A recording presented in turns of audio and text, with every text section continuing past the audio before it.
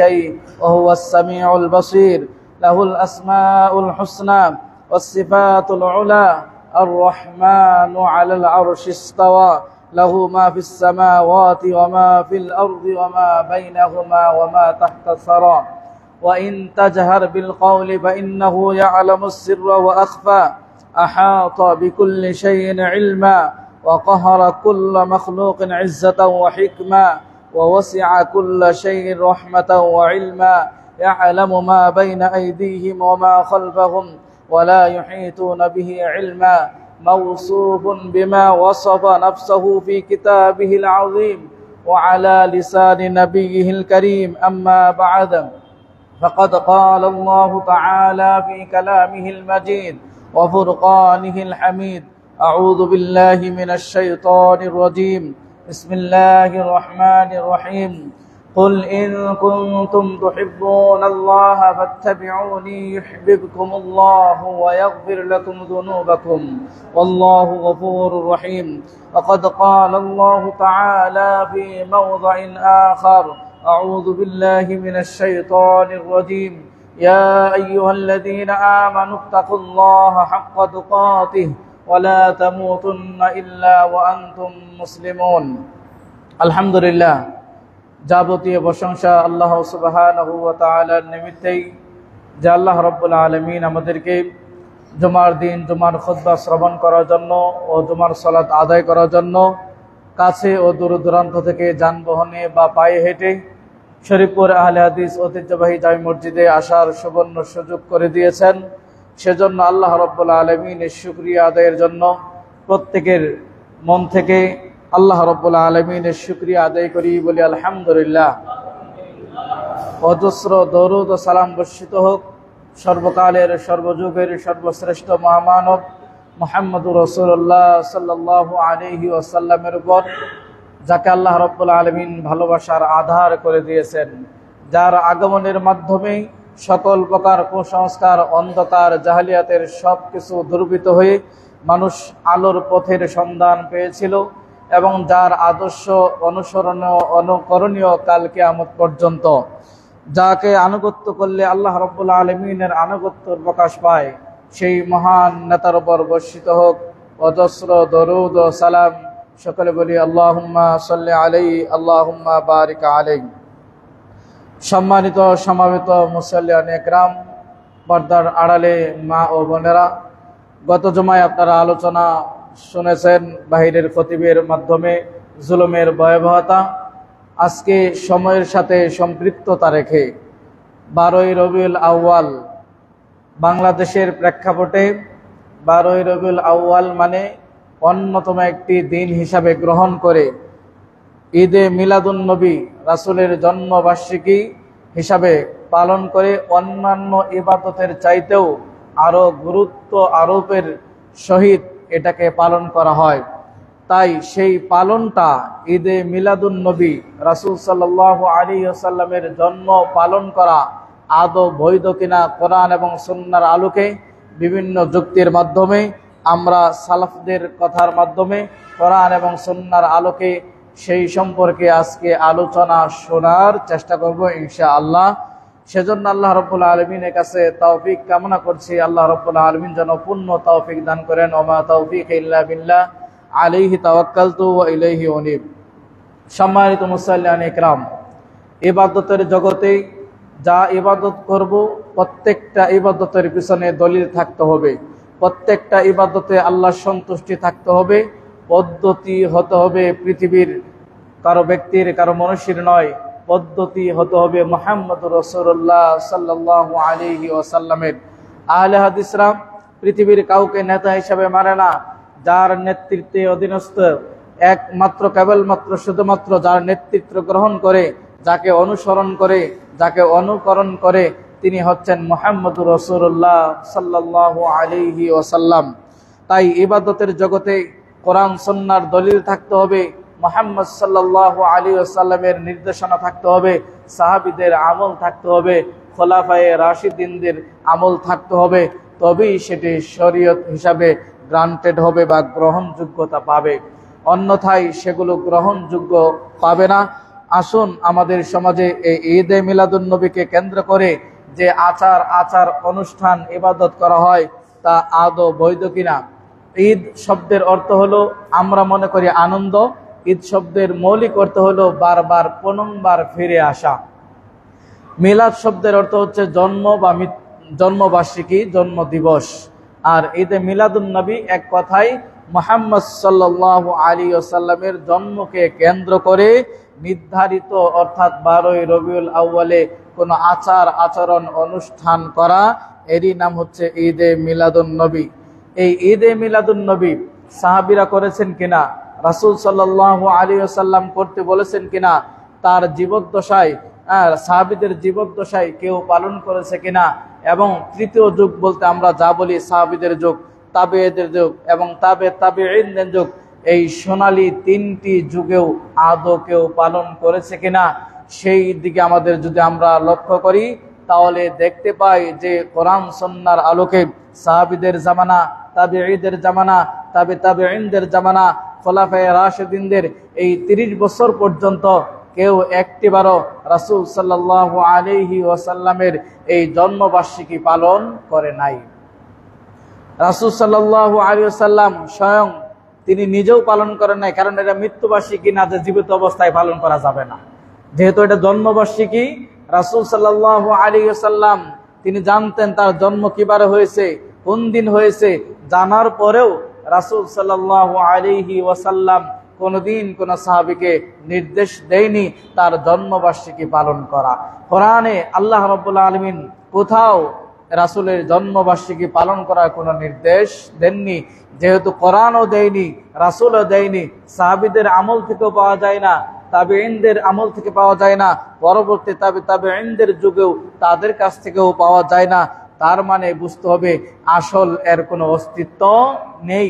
যার প্রতি ওহী অবতীর্ণ হয় তিনি দিনকে পরিপূর্ণতা দিয়েছেন।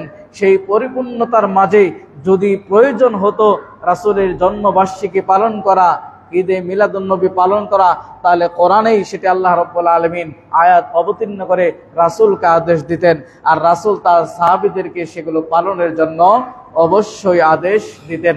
যেহেতু এটি পাওয়া যায় না, তার মানে নিঃসন্দেহে এটি আমল যোগ্য নয়, এটি আমাদের ইবাদতের যোগ্য নয়, এটি পালন যোগ্য নয়।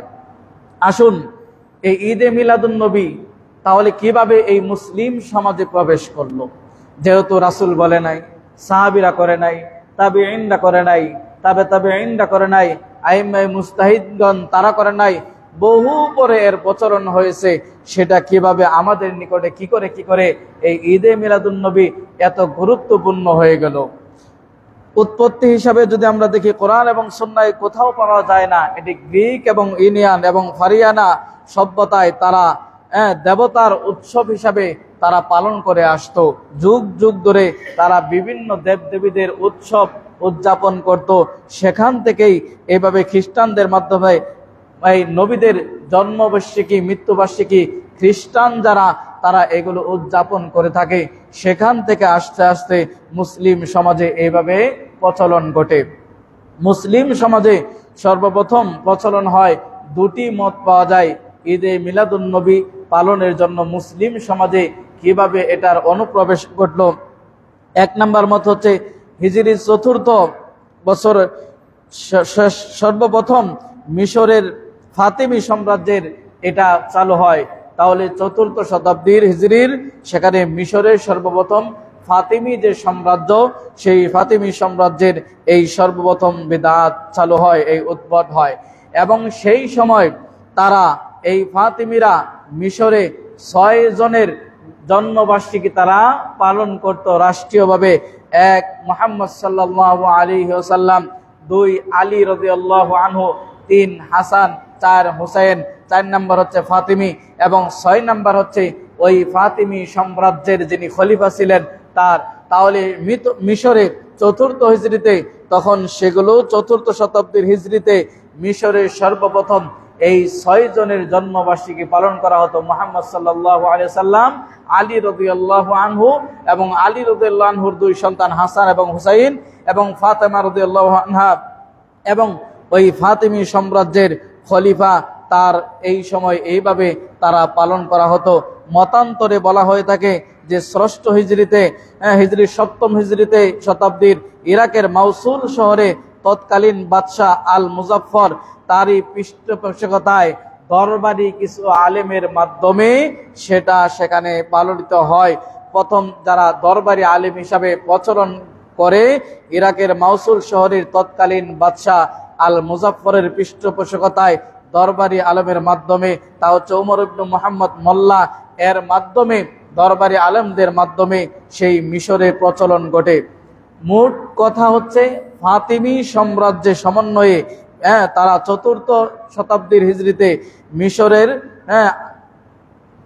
সর্বপ্রথম তারা ইরবিল শহরে এটার মাধ্যমে তারা প্রচলন ঘটায়। মতান্তরে 625 শতাব্দী হিজরিতে সেটা সর্বপ্রথম পালন করা হয় এবং রাষ্ট্রীয়ভাবে রাষ্ট্রের পৃষ্ঠপোষকতায় সর্বপ্রথম যিনি এটা রাষ্ট্রীয়ভাবে এবং মানুষের মাঝে ব্যাপকভাবে প্রচলন করানোর চেষ্টা করে তা হচ্ছে সেই ইরাকের মিশরের ইরবিল শহরের আবু সাইদ কুকুবুরি।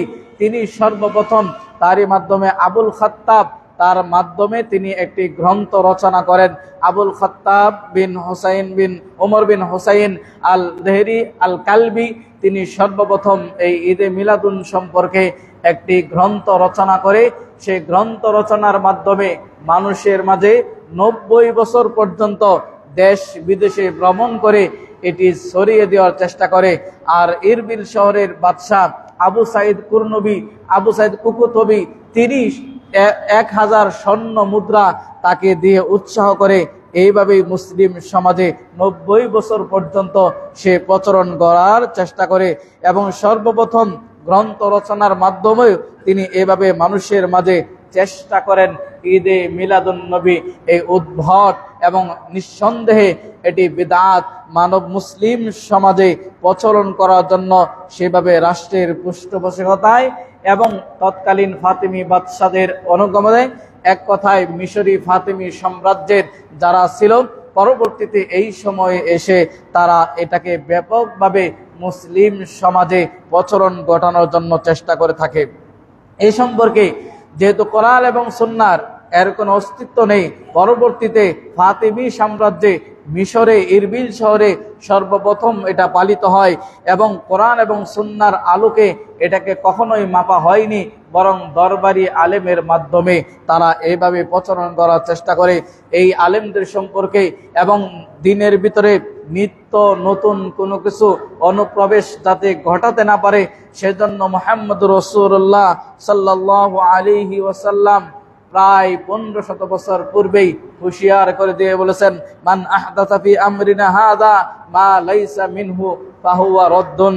এমন কোনো কিছু যদি দিনের ভিতরে উদ্ভাবিত হয় নিত্য নতুন, যে সম্পর্কে আমার কোনো দিক নির্দেশনা নাই, যে সম্পর্কে আমার কোনো আদেশ নাই, ফাহুয়া রাদ্দুন, সেটি হচ্ছে প্রত্যাখিত।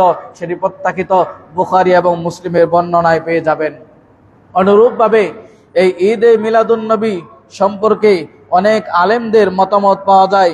বিভিন্ন স্কলার যারা রয়েছেন তাদের সেই মতামতের মাধ্যমেও বোঝা যায় যে এটি কোরআন এবং সুন্নাহর আলোকে কখনোই পালন করা হয় না, বরং নিজের ব্যক্তিগত মতাদর্শ দিয়ে এবং মানুষের দরবারি আলেমের মাধ্যমে, মানুষের ভিতরে জনপ্রিয়তার মাধ্যমে এবং মানুষকে একটি বিদআতের দিকে ঠেলে দিয়ে এটাকে উদ্যাপন করার জন্য ঘৃণ চেষ্টা করা হয়ে থাকে। এ সম্পর্কে আল্লামা বিন উসাইমিন বিন বাস রাহিমাহুল্লাহ আরো অনেকেই উক্তি দিয়েছেন যে এই ঈদে মিলাদুন নবী এটা কোনো সালাফদের থেকে হয়নি।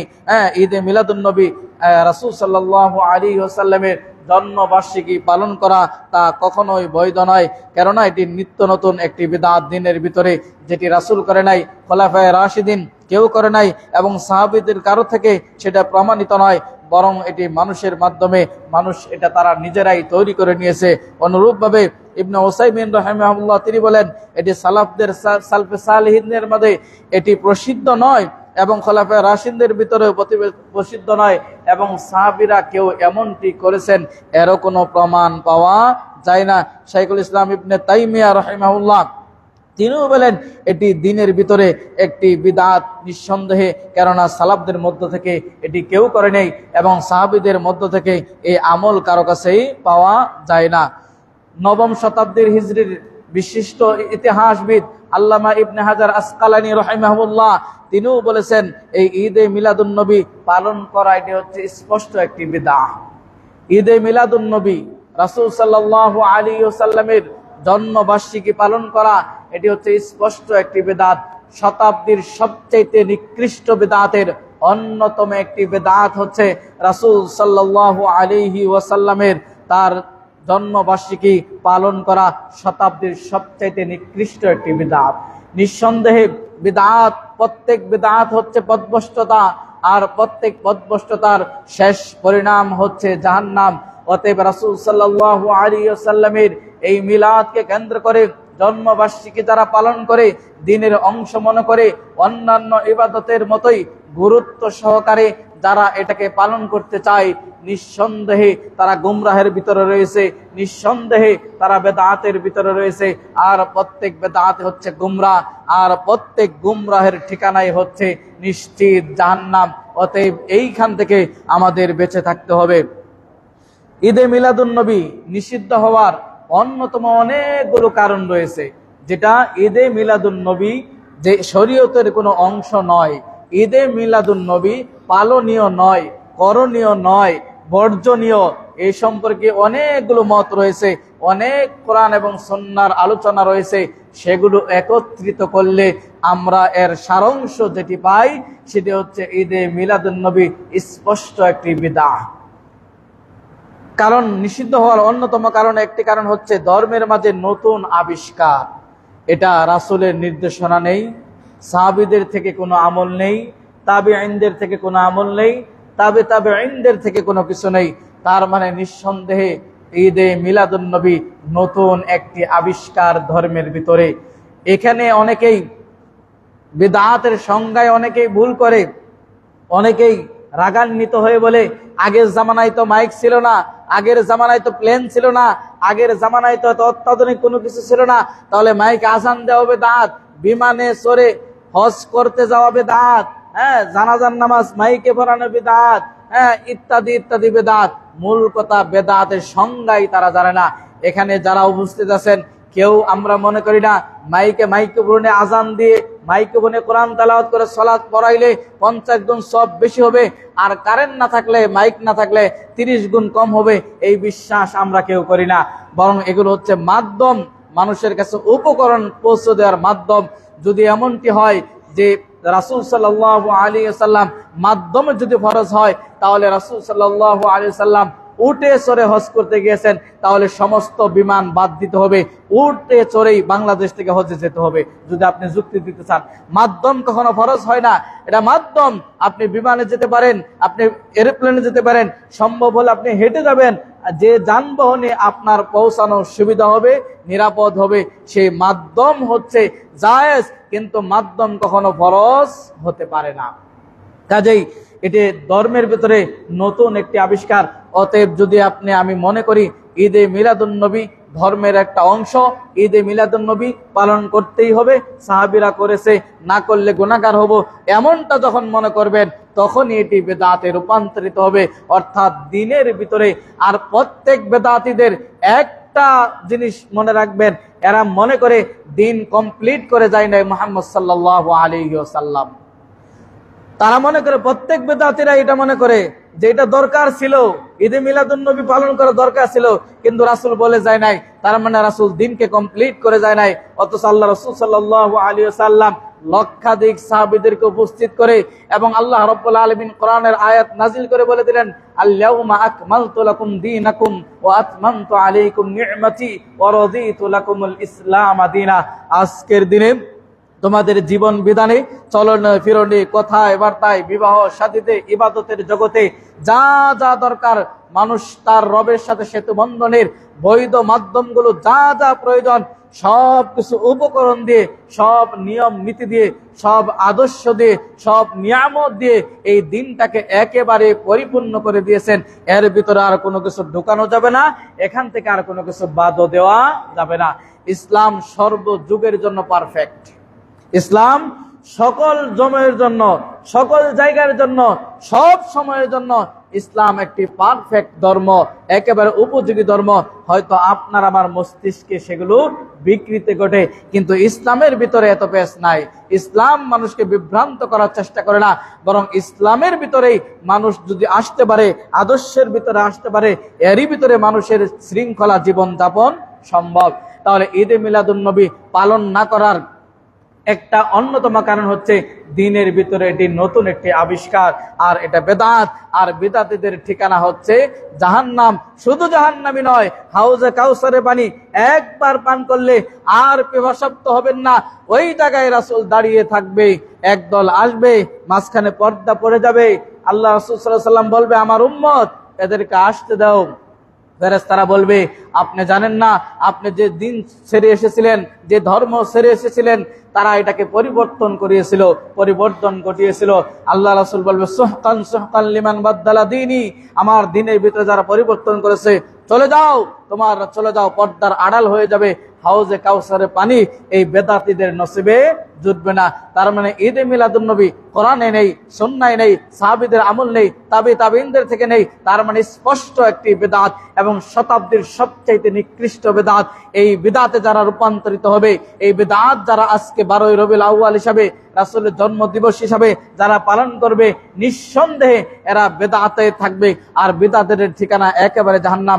এবং জাহান্নামে শুধু তাই নয়, সেদিন হাউজে কাউসারে পর্দার আড়াল হয়ে যাবে।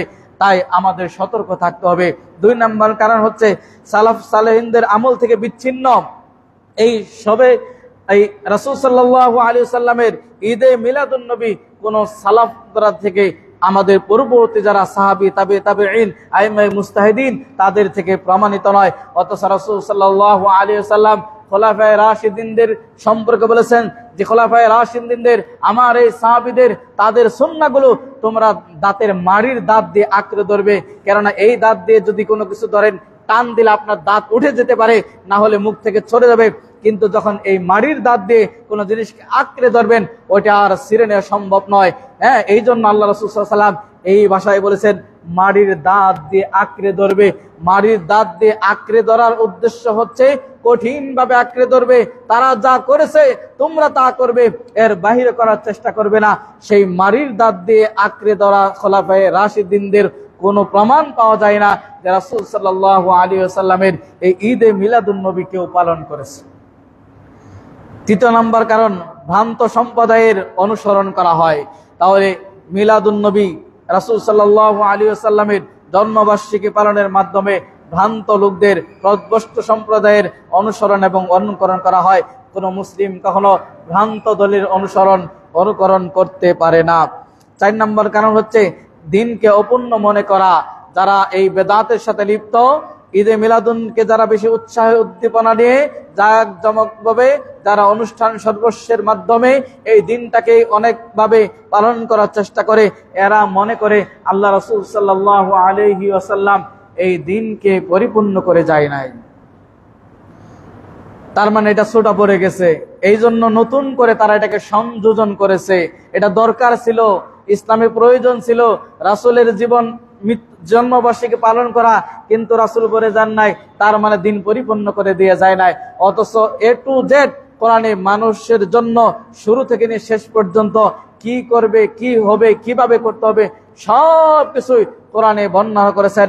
এবং রাসূল সাল্লাল্লাহু আলাইহি ওয়াসাল্লাম অসংখ্য অগণিত হাদিসে তা বর্ণনা করে গেছেন। 5 নম্বর কারণ হচ্ছে ভালোবাসার নামে বাড়াবাড়ি করা। এটা ঈদে মিলাদুন নবী, রাসূলের জন্মবার্ষিকী পালন, তারা ভালোবাসা প্রকাশ করতে চায়, এটা ভালোবাসার নামে বাড়াবাড়ি করা। ভালোবাসার অর্থ হচ্ছে রাসূলের আনুগত্য করতে হবে। ভালোবাসার অর্থ হচ্ছে রাসূল যা আদেশ দিয়েছেন তা প্রতিটি অক্ষরে মেনে নিতে হবে, রাসূল যা নিষেধ করেছেন তা থেকে বিরত থাকতে হবে। এরই নাম হলো ভালোবাসা। সূরা আল ইমরানের 31 নম্বর আয়াতে আল্লাহ রাব্বুল আলামিন বলেন, কুল ইন কুনতুম তুহিব্বুনাল্লাহ ফাত্তাবিউনি ইউহিব্বুকুমুল্লাহ ওয়া ইয়াগফির লাকুম যুনুবাকুম। হে নবী, আপনি বলে দিন, যদি তোমরা আল্লাহর ভালোবাসা পেতে চাও, আল্লাহকে ভালোবাসতে চাও, ফাত্তাবিউনি, আমি মুহাম্মদ সাল্লাল্লাহু আলাইহি ওয়াসাল্লামের আনুগত্য করো। আর যখন মুহাম্মদ সাল্লাল্লাহু আলাইহি ওয়াসাল্লামের আনুগত্য করবে, ইউহিব্বুকুমুল্লাহ, আল্লাহ তোমাকে ভালোবাসবেন, ওয়া ইয়াগফির লাকুম যুনুবাকুম, শুধু ভালোবাসাই ক্ষান্ত হবেন না, তোমার জীবনের সমস্ত অপরাধকে ক্ষমা করে দিবেন। সুবহানাল্লাহ। তাহলে যে নবীকে ভালোবাসার আধার করে দিলেন, সেই নবীর ভালোবাসার ক্ষেত্রেও বাড়াবাড়ি করা যাবে না। যারা ঈদে মিলাদুন নবী পালন করে তারা রাসূলের ভালোবাসা প্রকাশ করতে গিয়ে বাড়াবাড়ি করে। আহলে হাদিসরা বাড়াবাড়িতে নেও, আবার সারাসারিতেও নাই। আহলে হাদিসরা কোরআন এবং সুন্নাহর মাপকাঠিতে কষ্টি পাথরে যাচাই বাছাই করে, আগে কোরআন দেখে, এরপরে সুন্নাহ, এরপরে সাহাবীদের আমল দেখে, তারপরেই তারা মাথা পেতে নেয়। আর পৃথিবীর কোন মানুষের কথা আহলে হাদিসরা গ্রহণ করে না। তাহলে আল্লাহ রাসূলকে ভালোবাসার যদি প্রকাশ এমনটি হয়, তাহলে প্রশ্ন করতে হয়, সাহাবীদের চাইতে ভালোবাসা মনে হয় আপনাদের আমাদের বেশি, তাই না? সাহাবীদের চাইতে আমরা মুহাম্মদ সাল্লাল্লাহু আলাইহি ওয়াসাল্লামকে ভালোবাসি, অতটুকু এর অর্থকে আমরা ভালোবাসতে পারি না। তাহলে যারা যে মুহাম্মদ সাল্লাল্লাহু আলাইহি ওয়াসাল্লামের জন্য সাহাবীরা জীবন দিতে প্রস্তুত, উহুদের ময়দানে ঘাও করে ফেলেছে, তীর লাগতেছে সাহাবীদের গায়ে, নিশ্চিত মৃত্যু, এরপরে রাসূলের গায়ে কোনো টোকা লাগতে দিবে না, জীবন দিয়ে দিবে, সেই সাহাবীরা এতটা ভালোবাসতেন, তারা এই ভালোবাসায় এতটা বাড়াবাড়ি করে নাই আমাদের মতো। অর্থাৎ এই সিন্নিখুরেরা, এই মিলাদখুরেরা, এরা রাসূলের প্রতি ভালোবাসা দেখাতে গিয়ে বরং শরীয়তের ভিতরে বেশিরভাগই তারা বিদআত করে এবং শরীয়তের ভিতরে বেশিরভাগই তারা শিরকের সাথে লিপ্ত হয়। 6 নাম্বার নিষিদ্ধ হওয়ার কারণ ঈদে মিলাদুন নবী করা যাবে না, তা হচ্ছে খ্রিস্টান এবং ইহুদিদের সাদৃশ্য হয়ে যায়। কারণ খ্রিস্টান এবং ইহুদি তারা তাদের নবীদের জন্ম এবং মৃত্যুবার্ষিকী তারা উদযাপন করে। মুহাম্মদ সাল্লাল্লাহু আলাইহি ওয়াসাল্লামের জন্ম এবং মৃত্যুবার্ষিকী উদযাপন করা যাবে না।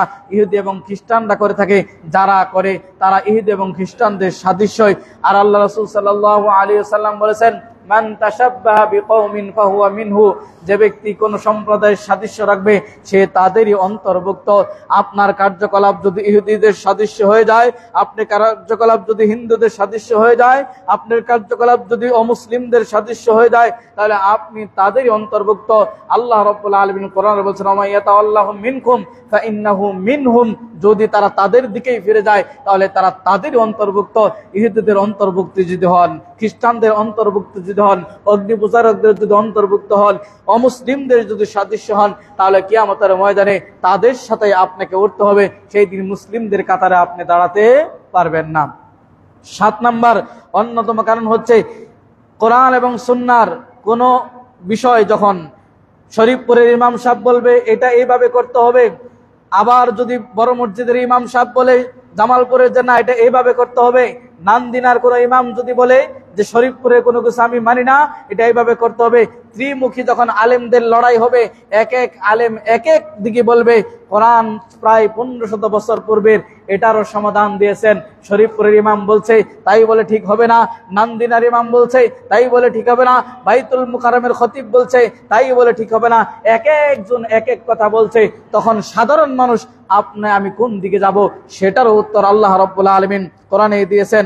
সূরা নিসা 59 নম্বর আয়াত খুলে দেখুন, আল্লাহ সুবহানাহু ওয়া তাআলা বলেন, ওয়াইন তানাযাতুম ফি শাইইন ফারুদ্দুহু ইলাল্লাহি ওয়া রাসূল, যখন কোনো বিষয়ে দ্বন্দ্ব হয়ে যাবে, এক আলেম বলছে এরকম করতে হবে, আরেক আলেম বলছে এরকম করা যাবে না, আরেক আলেম বলছে না এটাই ঠিক, এই যখন দ্বন্দ্ব হবে ত্রিমুখী, তখন তোমরা ফিরে যাবে আল্লাহ এবং রাসূলের দিকে। অর্থাৎ কোরআনে দেখো কি আছে, এরপরে দেখো সুন্নাহ রাসূল সাল্লাল্লাহু আলাইহি ওয়াসাল্লাম কি সমাধান দিয়েছেন।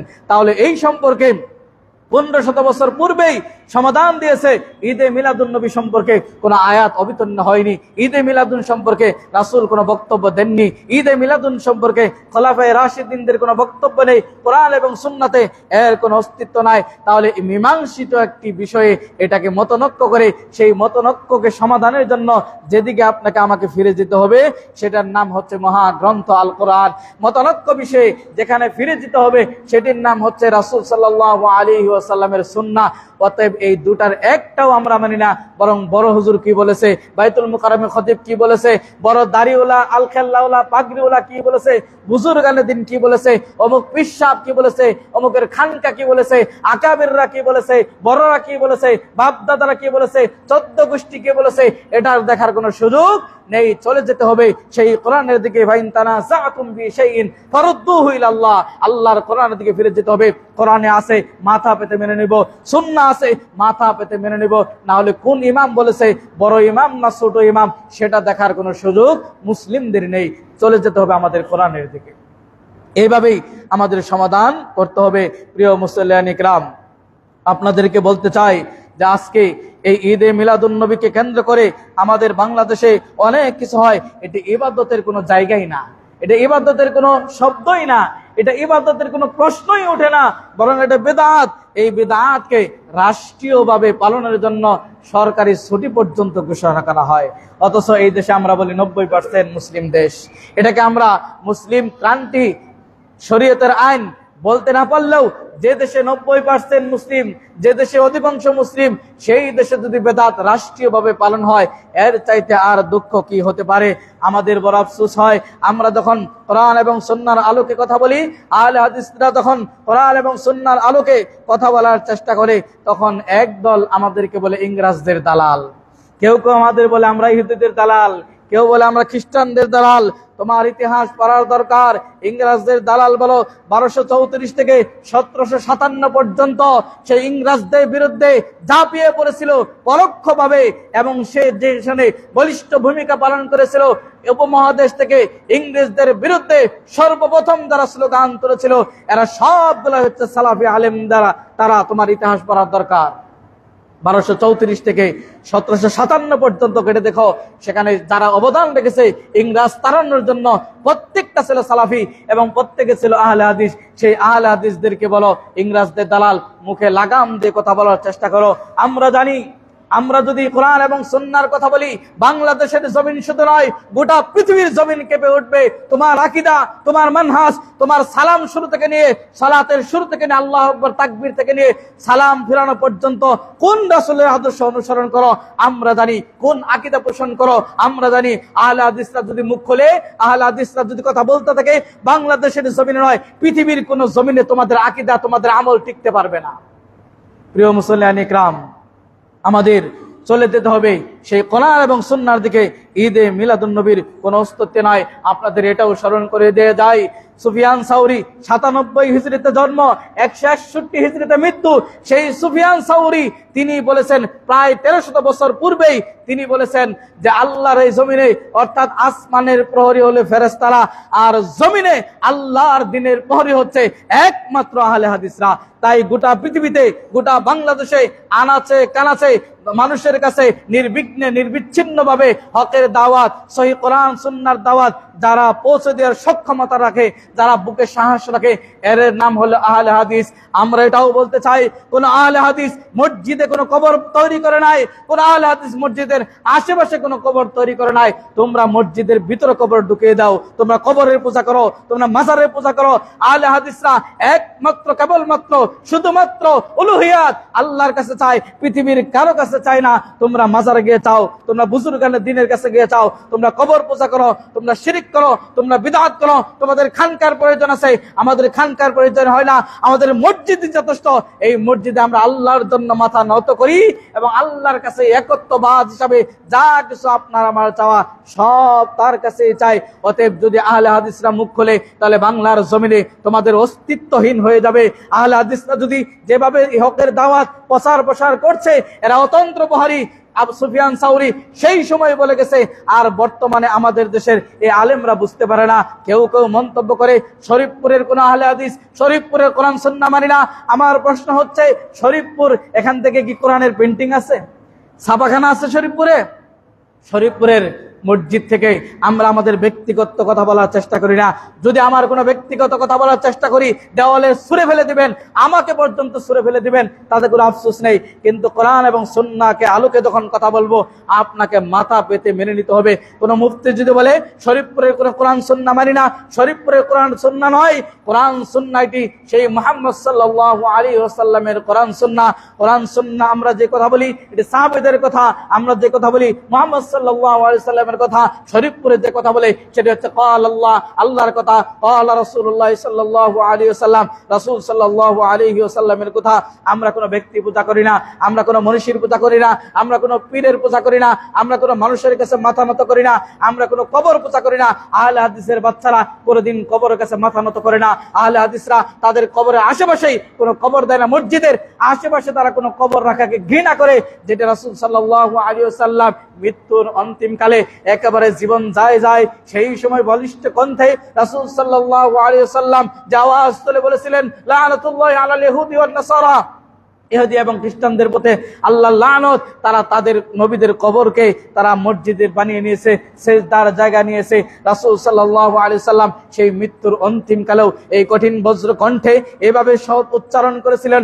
আজকে আমাদের ভাইরা সেভাবে পরোক্ষভাবে ইহুদি খ্রিস্টানদের মতোই তারা মাজার পূজা তৈরি করেছে, তারা মৃত্যু পূজা তৈরি করেছে, তারা রাসূলের নামে সেভাবে জন্মবার্ষিকী মৃত্যুবার্ষিকী পালন করার চেষ্টা করে। প্রিয় মুসল্লিয়ান ইকরাম, ঐতিহাসিকভাবে প্রমাণিত নয়, রাসূল সাল্লাল্লাহু আলাইহি ওয়াসাল্লাম তিনি 12 রবিউল আউয়ালে জন্মগ্রহণ করেছেন, বরং তার জন্ম নিয়ে ইখতিলাফ রয়েছে, মতানক্য রয়েছে।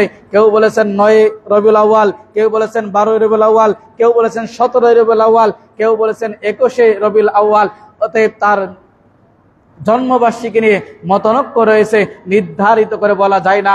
আল্লামা সফিউর রহমান মুবারকপুরী আর রাহিকুল মাকতুমের লেখক, তিনি বলেছেন বিশুদ্ধ মত হচ্ছে 9 রবিউল আউয়াল রাসূল সাল্লাল্লাহু আলাইহি ওয়াসাল্লামের জন্মবার্ষিকী। এটা আল্লাহর একটা হিকমত হতে পারে যে নির্ধারিত না করার, যে মানুষ এটাকে ঈদ হিসাবে গ্রহণ করে নেবে। যা বর্তমান সময়ে আমাদের বাংলাদেশের বিভিন্ন ভাইরা এই ঈদে মিলাদুন নবীকে কেন্দ্র করে বিভিন্ন বেদাত করবে, বিভিন্নভাবে তারা আমল করার চেষ্টা করবে। কিন্তু আজ বড়ই আফসোসের সাথে বলতে হয়, এদের বিবেক বুদ্ধিমাত্রা, এদের আকীদা, এদের ঈমান, এদের খুলুসিয়াত, এদের ইখলাস, এদের বড়দের কথাবার্তা সব কিছু আপনাকে ভাবিয়ে তুলবে। কিন্তু সকল আলেম অক্ষমত। 12 রবিউল আউয়াল দিবাগত সোমবার আনুমানিক সময় সকাল 9টা থেকে 9:30, এর ভিতরে মুহাম্মদ সাল্লাল্লাহু আলাইহি ওয়াসাল্লাম দুনিয়ার মায়া ত্যাগ করে তিনি চলে গেলেন। তাহলে যে দিনটা রাসূল সাল্লাল্লাহু আলাইহি ওয়াসাল্লামের মৃত্যু দিবস, যার ঐক্যমত সকল ঐতিহাসিকগণ ঐক্যমত পোষণ করেছেন, 12 রবিউল আউয়াল দিবাগত সোমবার সকাল আনুমানিক 9টা 9:30, এর ভিতরে রাসূল সাল্লাল্লাহু আলাইহি ওয়াসাল্লাম মারা গেলেন। এই মৃত্যুবার্ষিকী রাসূলের মৃত্যু দিনে এই গদ্দব বেহায়ারা, এই বেদাতীরা, এই সিন্নিখোরেরা, এই জিলাপিখোরেরা, এরা রাসূলের নামে বেশি বাড়াবাড়ি করে। এরা এই রাসূল সাল্লাল্লাহু আলাইহি ওয়াসাল্লামের এই মৃত্যু দিবসটাকে জন্ম দিবস হিসেবে গ্রহণ করেছে। সামান্য একটা উদাহরণ দেই, যদি 12-13 বছর পরে আপনার কোনো সন্তান হয়, সেই সন্তান যদি মারা যায়, তাহলে ওই আগামী বছর ওই সন্তান যেদিন মারা যাবে সেদিন আপনি আনন্দ করবেন নাকি কান্না করবেন? সেদিন আপনি কান্না করবেন যে আল্লাহ আমাকে একটা সন্তান দিয়েছিল, বিশাল নিয়ামত দিয়েছিল, সেই নিয়ামত আবার কেড়ে নিয়েছে। ওই দিনটি আবার আসলে আপনার কান্না হবে, আপনার ভিতরে অনুশোচনা হবে, কষ্ট হবে। কিন্তু এই গদ্দব, এই নির্লজ্জ, এই বেহায়া, এই বেদাতীরা, এই তথাকথিত লেবাসদারি দরবারি আলেমেরা, এরা এটাকে এমন ভাবে জিয়ে রেখেছে। রাসূল মৃত্যুবরণ করেছে, কার রাসূলের প্রতি ভালোবাসা নেই? সবাই ভালোবাসা আছে রাসূলের প্রতি, রাসূলের জন্য ভালোবাসা আছে। রাসূলকে গালি দিলে আমাদের রক্ত টকবক করে, ওকে যেখানে পাবে সেখানে মারার জন্য আমরা উদ্রেক হয়ে যাই।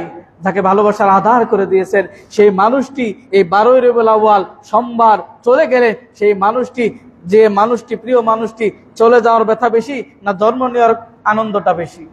আনন্দ বেশি নয়, বরং যে প্রিয় মানুষটি চলে গেছে, দুঃখ হওয়ার কথা ছিল। এই দিন রাসূল চলে গেছে, সেই দুঃখের দিন, সেই মৃত্যুবার্ষিকী দিন, গোটা পৃথিবীর রাহমাতাল লিল আলামিন যিনি চলে গেলেন, সেই দিনটাকে তারা মৃত্যুবার্ষিকী না গ্রহণ করে, কোনো বার্ষিকী তো গ্রহণ করা যাবে না। আপনার ব্যক্তিগত আপনি জন্মদিবস পালন করতে পারবেন? আপনারা আমরা এই যে ছেলে মেয়েদের, ছোট ছোট বাচ্চাদের জন্মবার্ষিকী পালন করেন, এটা বৈধ? বৈধ না। যদি এটা বৈধ না হয় তাহলে রাসূলের জন্মবার্ষিকী পালন করা কিভাবে বৈধ হয়? একবার চিন্তা করেছেন? চিন্তা করা দরকার প্রিয় ভাইয়েরা আমার। এটা নিঃসন্দেহে একটি স্পষ্ট বিদআত। এই দিনকে কেন্দ্র করে মুসলিম সমাজে যা হয় তা হচ্ছে মিছিল, শোভাযাত্রা হয় এবং মিলাদ মাহফিলের আয়োজন করা হয় এবং তাবারক বিলানো হয়, গান বাজনা আলোকসজ্জা করা হয়, অনুরূপভাবে নারী পুরুষ অবাধ মেলামেশা করা হয় এবং সবচেয়ে জঘন্য নিকৃষ্ট একটি আকীদা পোষণ করা হয়। এই দিন রাসূল সাল্লাল্লাহু আলাইহি ওয়াসাল্লামের আত্মা ফিরে আসে। মিলাদের ব্যবস্থা করে পাশে একটা চেয়ার খালি রাখে। কেন? রাসূল সাল্লাল্লাহু আলাইহি ওয়াসাল্লাম তাদের এই মিলাদে কিয়ামের সময় এসে বসে যায়, আর রাসূল যখন বসে যাবে তখন আমরা দাঁড়িয়ে থাকতে পারি না। কি যুক্তি, কি প্রেম ভালোবাসা রাসূলের প্রতি! অথচ ওই রাসূল বলেছে 5 ওয়াক্ত সালাতের কথা, ওই রাসূল বলেছে মজুরি দেওয়ার কথা, ওই রাসূল বলেছে এতিমের মাল আত্মসাৎ করবে না, ওই রাসূল বলেছে বেদাত করবে না, ওই রাসূল বলেছে শিরক সবচেয়ে জঘন্য অপরাধ, ওই রাসূলই বলেছে রাসূলের সুন্নাহ আঁকড়ে ধরতে হবে। ওমা আতাকুমুর রাসূল ফাখুযু ওমা নাহাকুম আনহু ফান্তাহু।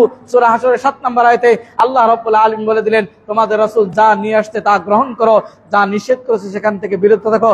কোরআনের একটা আয়াত প্রমাণ করুন। আমি বলছি শরীফপুরে এই মসজিদ থেকে আমি বজ্র কণ্ঠে বলছি, আহলে হাদিসরা দলিলের ভিত্তিতে আমল করে, কোন দালালি করে না। আপনাদের উপর চ্যালেঞ্জ থাকলো, ঈদে মিলাদুন নবী সম্পর্কে কোরআন থেকে একটি আয়াত, হাদিস থেকে একটি প্রমাণ দিন। মুফতি হয়েছেন কি বলে আমরা জানি। আমরা তখন মুখ খোলা শুরু করব, আপনারা আপনাদের এই বাংলাদেশের অস্তিত্ব খুঁজে পাবেন না। আহলে হাদিসরা দলিলের ভিত্তিতে করে, এরা কোনোদিন কারো কাছে কম্প্রোমাইজ করে নাই। কোরআন এবং সুন্নাহ যেখানে মাথা পেতে মেনে নিয়েছে, শিরক এবং বিদআতের কাছে কখনোই মাথা নত করে না, কোনোদিনও করবে না, আজও পর্যন্ত করে নাই, কোনোদিনও করবে না। যুগ যুগ ধরে আহলে হাদিসরা একমাত্র হকের দাওয়াত দেয়। আমাদের জিলাপির লোভ নাই, আমাদের খতমের লোভ নাই, আমাদের মিলাদের লোভ নাই, আমাদের সিন্নি খাওয়ার লোভ নাই। যত সব অপকর্ম ইসলামের নামে কারা করে জাতি এখন ভালো করেই জানে। প্রিয় ভাইয়েরা আমার, অতএব ঈদে মিলাদুন নবী এই জঘন্য অপরাধ যে রাসূল সাল্লাল্লাহু আলাইহি ওয়াসাল্লাম এখানে এসে বসবেন, অথচ রাসূল বলছে আমি আনা সাইয়্যিদু উলদে আদম, আমি আদম সন্তানদের নেতা। সর্বপ্রথম কিয়ামতের দিন আমার কবরের ছাককে খুলে দেওয়া হবে, সর্বপ্রথম আমি সুপারিশ করব, সর্বপ্রথম আমার সুপারিশ গ্রহণ করা হবে। আর এরা বলছে রাসূল সাল্লাল্লাহু আলাইহি ওয়াসাল্লাম কবর থেকে এসে এখানে বসে থাকে। তাহলে কার কথা নিব? রাসূলের কথা নিব, না তথাকথিত এই দরবারি আলেমদের কথা নিব, নাকি তথাকথিত এই মিলাদখুরদের কথা নিব, নাকি তথাকথিত এই লেবাসদারি আলেমদের কথা নিব, নাকি তথাকথিত এই বেদাত যারা নিমজ্জিত এদের কথা নিব? আমরা ফিরে যাব সেই কথার দিকে, সূরা মাইদার 59 নম্বর আয়াতের দিকে। ফাইন তানাযাতুম ফি শাইইন ফারুদ্দুহু ইলাল্লাহ। ওই নান্দিনার হুজুর কি বললো আমার দেখার দরকার নাই, শরীফপুরে ইমাম কি বললো আমার দেখার দরকার নাই, জামালপুরে হুজুর কি বললো আমার দেখার দরকার নাই, বাইতুল মোকাররমের খতিব কি বললো আমার দেখার দরকার নাই। আমার দেখার দরকার যদি ইলাল্লাহ রাসূল, আল্লাহর বাণী আছে কিনা, রাসূলের বাণী আছে কিনা, থাকবে মেনে নিব। 4 ইমাম, ইমাম শাফি, ইমাম মালিক, ইমাম আহমদ ইবনে হাম্বল, ইমাম আবু হানিফা রাহিমাহুল্লাহ, 4 জন ইমামের কোন ইমাম এই ঈদে মিলাদুন সম্পর্কে কোনো বক্তব্য দেন নাই। তারা এটাকে বেদাত বলেছেন, তারা কোনোদিন বলে নাই এটা আমলযোগ্য। অথচ যারা এই মাযহাবী গোড়ামি দিয়ে, মাযহাবী এই অনুসরণ দিয়ে, অন্ধ অনুসরণ দিয়ে যারা বলে একটা দলিল উপস্থাপন করতে বলেন, আমি প্রস্তুত আছি যে কোনো ইলমে মুনাকাশায় নিয়ে আসবেন।